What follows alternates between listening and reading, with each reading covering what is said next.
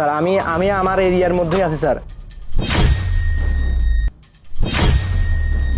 হ্যাঁ sir, sir আমি এখানেই আছি স্যার। স্যার আমি পুরো টিম নিয়ে এই এরিয়ার মধ্যে ঢুকছি স্যার।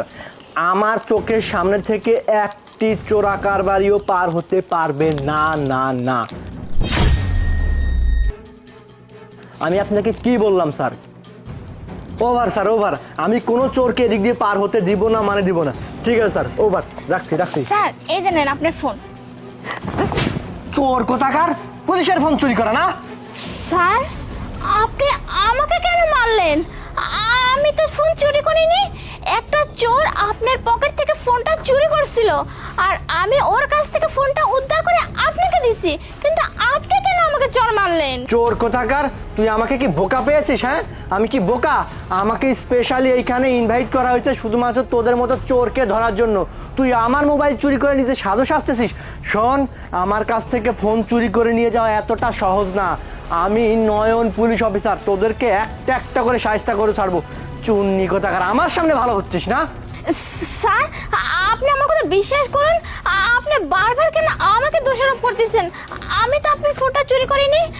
আমি তো ওই চোরের অতিষ্ঠে আমি তো আপনাদের থানায় গিয়ে কমপ্লেন করছিলাম যাতে ওই চোরটাকে ধরতে পারেন। আর চোরটা আপনার ফোনটা চুরি করছে, ওর হাত থেকে আমি ফোনটা রক্ষা করছি, আর আপনি আমাকে যাতা বলতেছেন? হ্যাঁ হ্যাঁ, তোদের মতো মেয়েদেরকে আমি খুব ভালো করেই চিনি।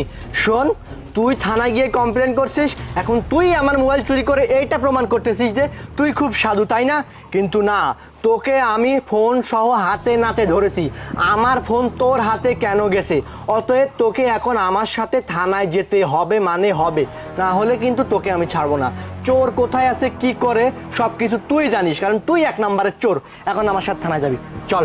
আরে স্যার আপনি বুঝতেছেন না না, আমি তো চুরি করিনি। তুই চুরি করছিস, তুই থানায় চল আমার সাথে। স্যার আপনি থামুন থামুন। আরে সভাপতি সাহেব, হ্যাঁ, আমি আপনাদের এলাকায় আসছি, আমাকে স্পেশালি ভাবে এখানে নিয়ে আসা হয়েছে এই এলাকার চোর গুন্ডা মাস্টারদেরকে ধরার জন্য।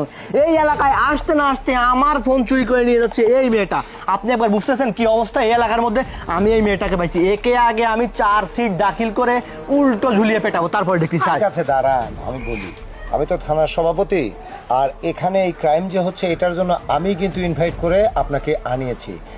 এর মানে এই না যে আপনি আসল চোরকে বাদ দিয়ে আপনি যাকে তাকে ধরবেন। আপনি বুঝতেছেন না এরা খারাপ? আপনি শুনুন, আমি এখানকার সভাপতি, আমি সমস্ত কিছু ডিস্ট্রিবিউশন করি, কে কোথায় কি কেমন সব জানি। এই মেয়েটা একটা ভদ্র মেয়ে এবং সে একটা ছোট্টখাটো জব করে। এই মেয়ে ওইগুলো করে না, এগুলো আমি প্রত্যক্ষভাবে জানি।